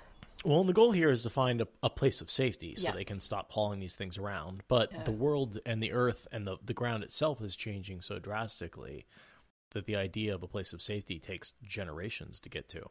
Absolutely. And this is also why I'm wondering about the columns being carried in on the wagons or created at Rhuidean by the Aes Sedai, because... Oh, I think I didn't get the chance before to butt in, but there's just no way. The columns could have been they're 100 feet tall. Yeah, they're huge. They're as tall as Avendasora is now. So unless they've been growing all this time, which is not out of the question, because they are described in some instances as a living thing, but it just doesn't seem like that. It seems like something that must have been built there. I've seen a great theory that someone went through the Redstone Gateway and made a wish to create the Redstone, could create the crystal columns. Yeah. They used the Redstone Gateway that place. Would work really well. I mean, if you could get the Aelfin and Eilfin to work together, I guess. The memories and the thing. Put it together. Yeah, is that why the doorway's mentioned in these visions as well? Like, it's specifically mentioned as well? I think so. Absolutely. Yeah, it just like falls off of a wagon and the crate breaks open and you see it. Yeah. But that's it just all. fell off the back of a truck. Who knows? Just like all the things I buy. You're not meant to see that. Oh, carry on. Yeah, I agree. And that's sort of what I was mentioned briefly in the chat yesterday, was that I think that rather than the Finn necessarily creating these objects of the power, like the Ashendara that he gives to Matt, etc., and potentially the columns, is that they have the ability to move through time, and that they could have grabbed the seed of that Ter'angreal or the Ter'angreal itself from the past or the future channelers, rather than necessarily creating objects of the power themselves. Does that make sense? I like that. And So my question would be, why is this a true power Ter'angreal? Which one are you talking about? The Kalendor. calendar. Oh, well, yeah, I can't answer that, but I was mostly talking about like the Ashendarai and the columns. The columns was, I think it makes sense that was a wish from either the Gen or from the ancient Aes Sedai, that they went through the doorway and got what they needed. But rather than the Finn creating these objects that they can jump through the past and the future and grab what they need from other turnings of the wheel. So that was just my headcanon on that. Thought I'd throw it out there. Maybe that's where Nakomi comes from. Yeah, maybe. She's the remnant of a remnant accidentally preserved by the Alfin. Yeah. Maybe. It's a good little... What is it? Filling a plot hole, maybe. No, that seems kind of like a throwaway, but... So, just to mention quickly as well that we kind of think of Jonai as super old here, but he's only like 10 years older. It's like being away and travelling and not having the healing of the Aes Sedai of the Age of Legends with him. He's aged significantly in a relatively short period. It's like being the president of the United States for 8 years. Right. You age like 50 years in those 8 years. You know, like it's Radius pointing out too that he lost a wife and a child recently, and who also I didn't really put this together until right now while I was looking at this page, but in like this third sentence of this sequence, or something along those lines. So a couple sentences in, Jonai has the thought that he doesn't know what to do or how to lead without his wife because she was a dreamer. So she at least had some advice that he could reliably go on. And now he's just truly wandering when he runs into these Ogier. It's a really good point. Yeah. And these whole visions are peppered with dreamers making decisions for the Aiel people based on foretellings of the future. So is Elnora the first wise one? Yeah, essentially. Yes. Yeah. Yes. I like that. Yeah. Totally. Done. Oh, wow. Cool. Yeah, I mean, we see the first wise one. We'll see the first maiden here in a second. Yeah. Oh, yeah, That's I like so that. Cool. It changes everything. We just Totally. see an exchange here between the Ogier, the group of Ogier and the group of Aiel. And of course, the first thing the Ogier says is, "You have Chora cuttings." And But they're this bedraggled group, and they say, "Yeah, we do. They keep dying, but we keep taking cuttings and cloning them before they all die. That's how we've been keeping them alive." Right. It always seemed a little backwards to me, but okay, whatever. I guess that works. Yeah, if you could clone it fast enough, even if they kept dying, you could keep it alive, definitely, in theory. Yeah. And we also get confirmation here that Ishmael is not fully bound.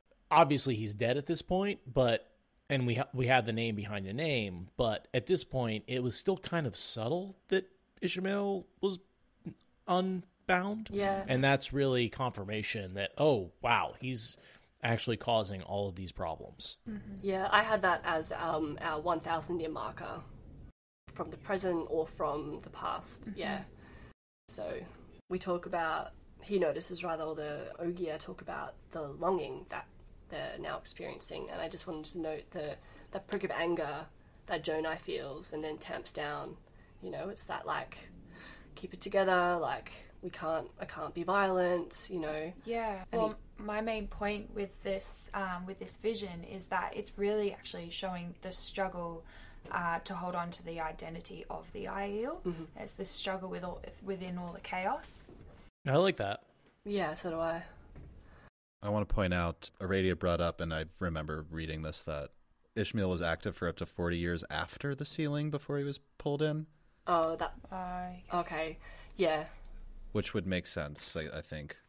Because Jonai was present. We're probably closer to 40 years after breaking. Yeah. Yes. Yeah, that fits my timeline better, actually. Because doesn't she actually say, like, he's either only partially... he's either out or he's only partially sealed. She doesn't actually know. Yeah.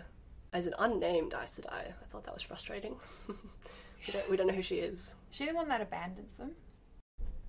I feel like she's a little crazy. Yeah, she's lost it. She's a little like, I don't even know, just like circumstances have made her be like, wow, we sacrificed all this and we still haven't sealed up the Forsaken. Yeah. Just, what's the fucking point? Yeah. What's the point? A little bit of Ishi, maybe. And that's kind of how this vision ends, where the Ogier and Jonai just exchange a little information, and they're like, we came from the north. It's very bad there. The blight is expanding, and there's still Myrddraal and Trollocs. He's like, you came from the east? How's the east? And he's like, really bad. And everything's bad. It's bad from both directions. They're encountering each other on the road, and they're both coming from bad situations. And then right, and then the Ogier ask, do you know where there's a steading nearby? And he's like, no, but surely you can find it. And they're like, no, and if we don't, we're going to all die soon. This is the beginning of the longing, which the Seanchan Ogier do not experience. No, it's sort of alluded to much later that they don't. Not in these visions, but like later in the books. Yeah, Seanchan's not broken up as badly, and so the Ogier on that continent are actually able to maintain access to steading, and so they don't suffer from the longing because they're actually able to find steading throughout the entire breaking because it's just not as bad over there. Yeah, it makes you think that continent is split off early, and then Randland became like the focal point of everything else, all the other seismic events that happened. I've wondered about that. I mean, we know the blight and the boar are on Rand's continent. So, and also that Seanchan were eventually able to wipe out all the shadow spawn on their continent because of that, or that's the reason I see cited all the time, that because they're so far away from the boar, there's no more Shale Ghul can't help, I suppose. Also because of the portal stone beasts were actually really helpful in wiping out the shadow spawn. Yeah. The Rockin, which is maybe why they were all those folks more stable and more like a civilization that could have come from the Age of Legends. Not that it is very much like one, but there are some similarities that are some things like the uniforms. They seem to echo down through the centuries and maintain some history that is lost in Randland, Westlands. Agree. After that little the conversation between Jonai and whoever this Ogier is speaking, Jonai falls to his knees. He just has the thought, I'll just read this. He has a heart attack, basically, right? Yeah. The Ogier lost. Exactly. The Aiel lost. Everything lost. The tightness broke in pain, and he sank to his knees, doubled over, clutching his chest. A fist held his heart, squeezing. He dies of a broken heart. Yeah, he does. Yeah. Well, and his son Aiden is right there beside him as he dies, and that's who we see in the next vision. That's right. Go south. Go south. It's the only way that he hasn't heard there's trouble. And so, it's always interesting that, like, these final words of what essentially is a dying man has such an effect on the Aiel, which is go south, and then that's something that his son tries to honor his whole life. Yeah.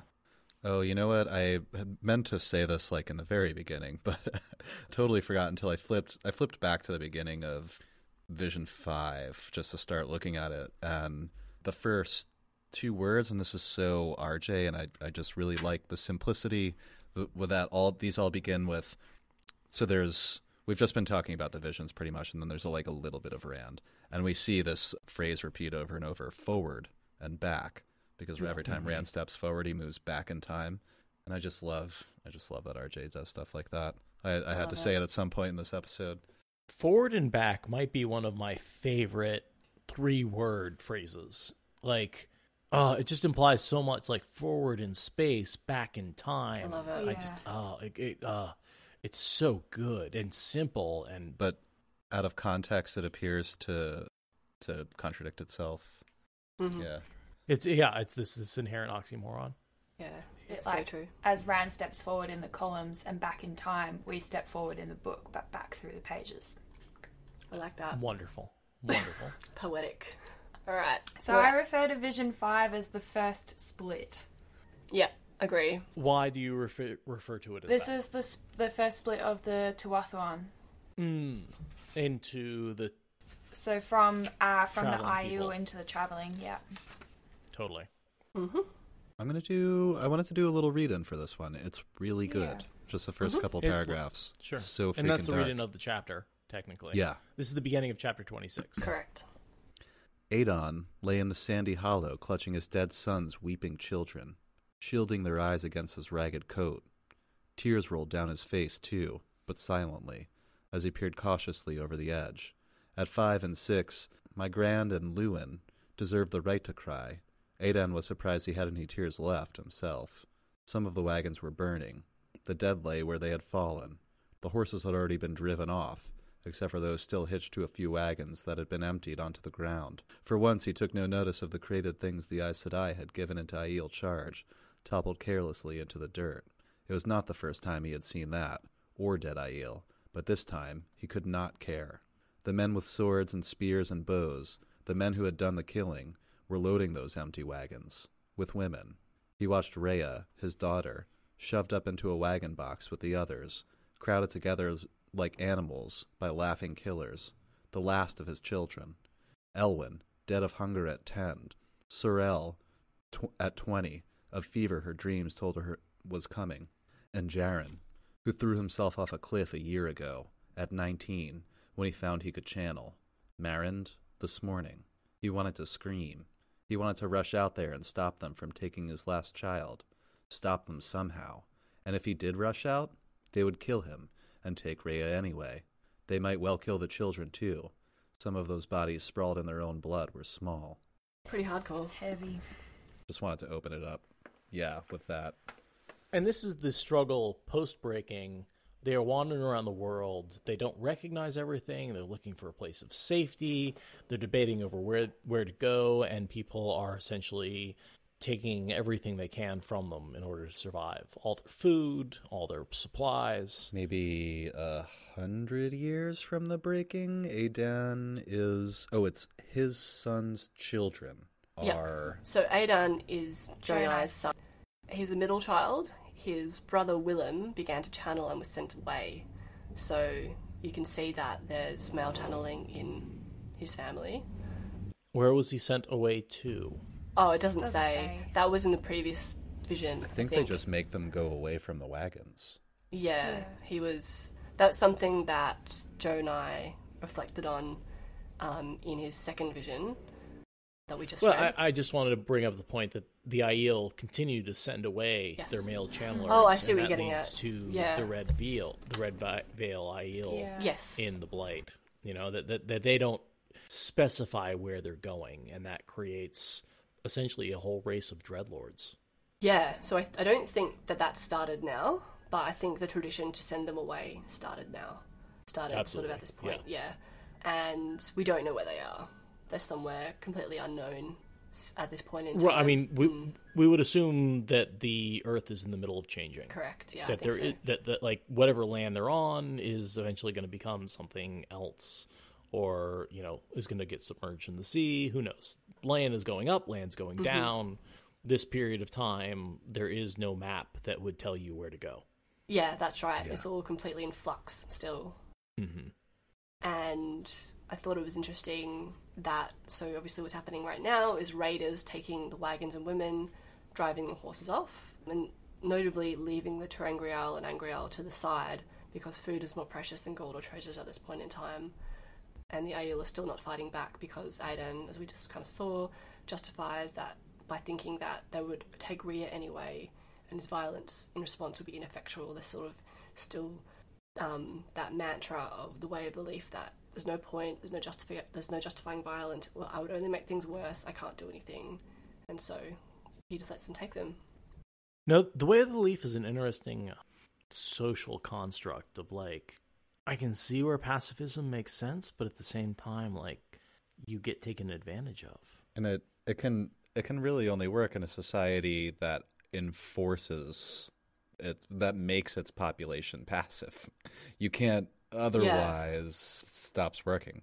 Or else you have a protective group of Aiel following you around, keeping people from taking advantage of you. That's right. Who are willing to fight. It's too bad the Gen were so full of shame or whatever. It's too bad the Gen couldn't just accept this and listen, we need someone to do this for us, so why don't you guys do this, we do this, and we can all stay alive. That's essentially what happens, right? Yeah, but it's forced. With the second split. Yeah. More or less, but the Gen eventually die out. Yeah. But you see with the traveling people put out there hey, I don't really want you to protect me. That attitude of violence is bad, even if it's to protect us. Don't do it. Yeah. Yeah, and it kind of goes to the point we talk about them being non-violent and continuing to be non-violent, and that's one of the points that I think is really important for the original Ancient Aes Sedai making the people leave, was that to protect, to throw them into this nomadic culture where they'd be running away trying to find this safe place, because they knew that if they were left there, the people who were turning violent would be taking advantage of them, like the lynchings that we saw with Chan. And so that's with them saying, protect the people, go, like, find a safe place. Otherwise, because you're so pacifist, people are just going to take advantage of you and kill you. So that kind of goes to the original reason that they left. And now we see here, Sulwyn and the others sort of kind of cutting to the chase and being like, it's the people who are important. If you really want to keep all these things, you can do that, but I'm going.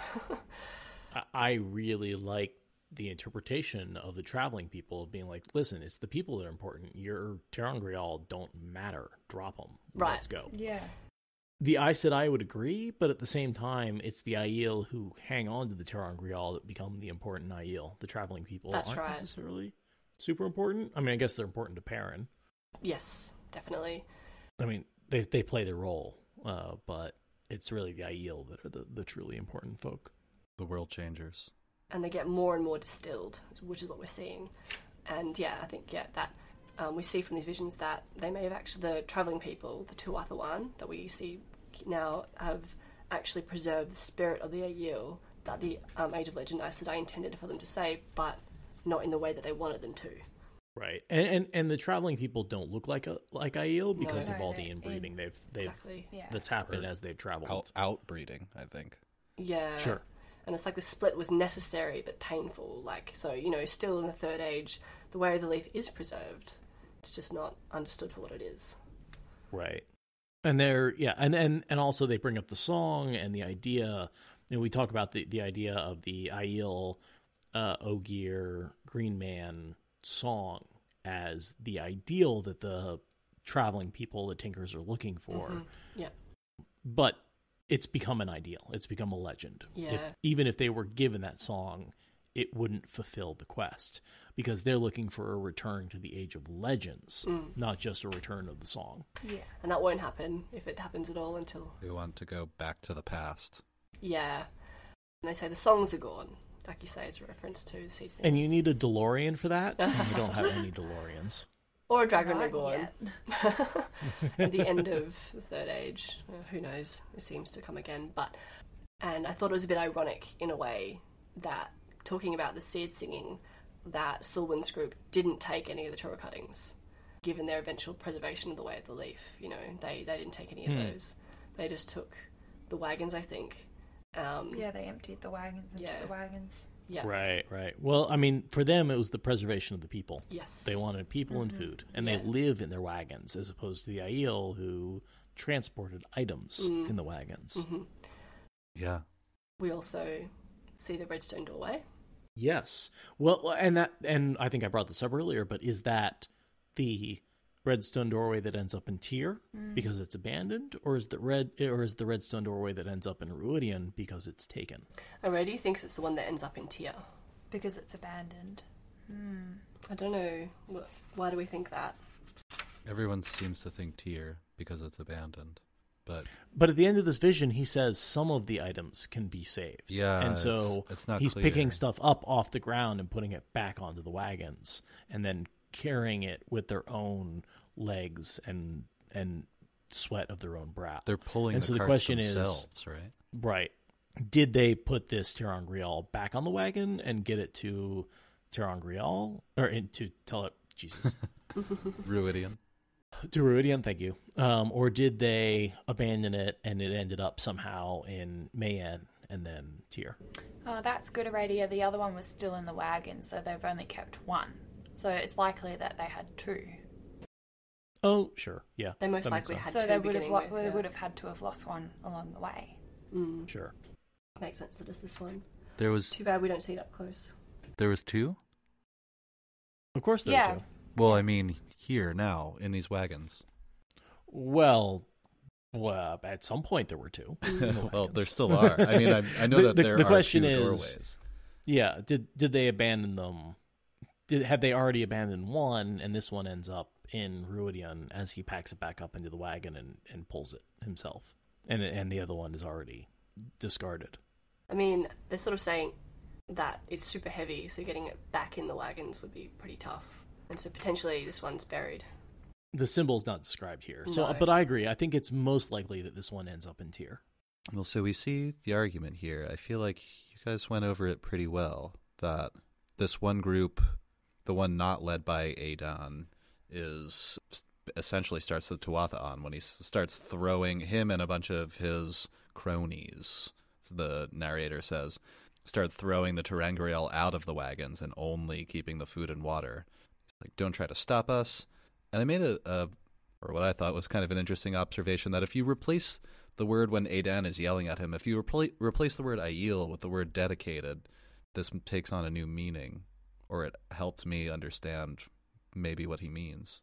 Yeah, you are not dedicated. You are lost. Is that what you mean? You're not dedicated to the preservation of the Ter'angreal for the Aes Sedai. Right. To their duty. Like, What you may is- keep what the way is of the his- leaf, but you're not dedicated to this pact that we made. That's not the whole thing. That's only part of it. In his mind, anyway. I'm not saying either is right. Yeah, totally. And I would say, if anything, the Aiel are the ones who failed, because the way of the leaf is really what is sticking to...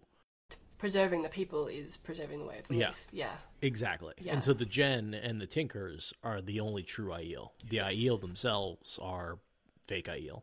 Yes. And I suspect that this Corrupted Aiel. Yeah, I suspect this is the one that makes Mirrodin really go mad, because it's like, this is the split. This is that first split. This is the first... After this, you see him really, hurting himself. Yeah, is this the first vision that directly links the way of the leaf to the Aiel? It's not the first one, because it is mentioned earlier, Is it? but, I mean, this is where it's made really obvious Yeah. that the Tinkers, who are known in the Third Age Aiel as Despised and the Lost Ones, which is the tradition that Mirrodin was raised with, this is the first, direct link to say, yep, they were once one of us. It's not We like were a way once to one We of were them. lost ones. Yeah, that's right. But I guess at this point his eyes are only bulging. It's not until the vision after this, Yeah. which we already went over, Yeah. where he starts digging at his eyes. Feel So like- it's once he sees Jonai serving the Aes Sedai. Yeah. He snaps at one point and then he goes completely crazy. And just another note about the redstone doorway, so Aidan ponders whether there is any use to any of it, but we know that Matt wouldn't have been able to play his part Yeah. if Oh, sure. they hadn't. And if we talk about that as the one in Tyr, then Totally. Rand wouldn't have. Rand went through that too. Totally, it's all connected, Yeah. obviously, but It's all connected. it's all connected. And on that note, I would say let's end this episode and this chapter, and we'll do in the next episode, chapter 25, going back in time, forward and back.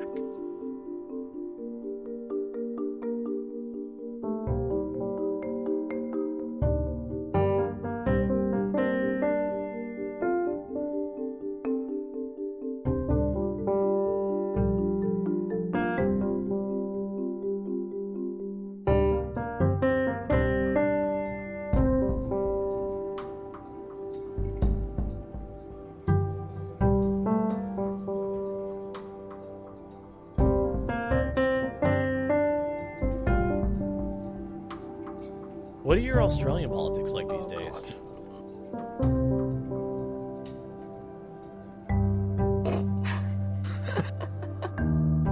I'm sorry. Yeah, let's just leave that hanging. Go, Mo. Yeah. That's what we call it. Yeah, that's, Hanging in... I don't even know. There was a leadership spill 5 months ago. Oh, man. And I was at work, and it was in a meeting. People were like, "Did you hear about the PM?" And I was like, "What do you mean?" They were like, "Yeah, this whole thing happened." And I was so embarrassingly out of the loop. And they were like, "Yeah, so we nearly had this guy, but now we've got this guy." And I was like, Dutton. Oh, okay, we can't get into this because it's painful. It is painful. well, put it those this way. names, I actually don't know any of those names. Put it this way: we were nearly ruled by a potato. Yeah, actually. He's known as a potato. I think He is that a might be potato. an improvement on what we've got. Just think of it that way. I don't know. You've got hair with potato. If we could just put a suit on a potato and let that run the country, I feel like the job would be better. At least That's- nothing I would would, get done. yes. Yeah. And nothing Almost is what right we now, have. yeah. Pretty much. But yeah, I mean, this could be the post show, right? Like, anyway. Potato not. for president. We potentially, out of this, almost had a second female prime minister, and she would have been the best. The absolute Didn't you guys best. have like a fantastic female prime Yeah, minister? Was that for a little you? while we did. Yeah. Yeah. She was. Did she do an got interview kicked out. on I mean, it's such a the shame. Colbert Show? I think I missed that episode. What? Okay, I just out of that's if I'm thinking, I'm just trying to think of the right. If person. you want to hear a bogan accent, just look up our first female prime minister. Oh, I am not thinking of the right person. No, I didn't think so. know who you're No, thinking yeah, of. yeah, totally thinking of Are somebody you different. thinking of the New Zealand prime minister, because she is Probably. amazing? I think yeah. I'd ask her out for sure. We're not the same country, guys. Just putting it out there. Yeah, Are you they're sure? like the poor I thought you cousins. were. And where we're sitting right now is Totally. probably as far They from keep New Zealand defunding as our you could possibly schools. It's get. not our fault. I'm absolutely thinking of the New Zealand prime minister. Right. Yeah, she's just had a baby. Yeah. Yeah, That's her. she is amazing. Ahern. Adhern. Is that how you say her name? Yeah, Oh, Yeah. yep, she Yeah. does have big teeth. Jacinda. Right, yeah. Yeah, no, that's who you're Beautiful. thinking of. Yeah, she's No. Not a bad awesome. look, though. Yes. I see the teeth, though. Yeah.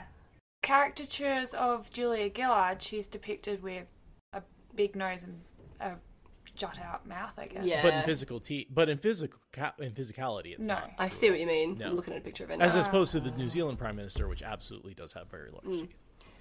But much more attractive, if we can go there. I know, Right. not that Yeah. attractiveness No, matters yeah. in politics. Not going to contradict my first point, but sorry, let's go. Thank you for listening to the Wheel of Time Spoilers podcast. Rate us in the Apple Podcast app or support us on Patreon. Is that good enough?